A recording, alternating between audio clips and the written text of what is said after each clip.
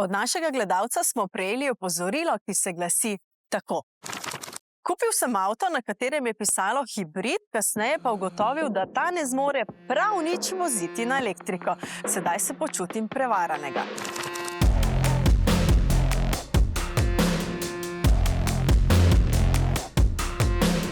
Danes imamo na trgu na voljo najrazličnejše hibride, take z zelo velikimi baterijami in tudi take z zelo majhnimi baterijami.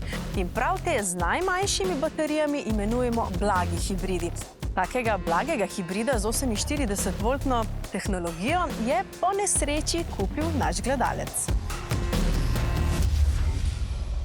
Gledalec je v resnici želel samopolnilnega hibrida, ki se vozi tudi samo na elektriko in se polni z zaviranjem ali med vožnjo. Poglejmo primer. Mercedes CLA ima 48-voltno tehnologijo, torej bi ga na prvi pogled umestili med blage hibride. A ta model zmore dejansko voziti tudi samo na elektriko.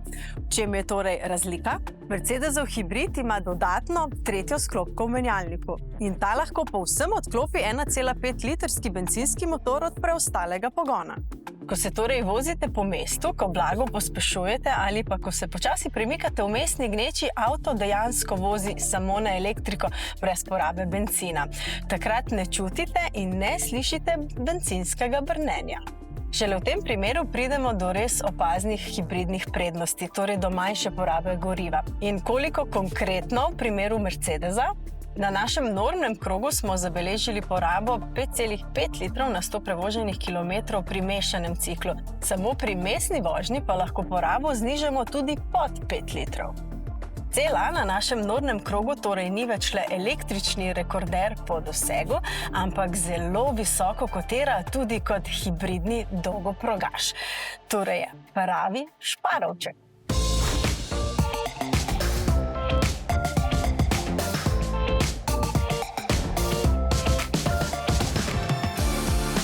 Kako torej kupiti pravega hibrida? Pred nakupom vozila se pozanimajte o vrsti hibrida in opravite testno vožnjo. Kolikor želite, da je poraba tudi v mestu nizka, preverite, ali avto dejansko zmore voziti tudi z ugasnjenim bencinskim motorjem, tako kot CLA.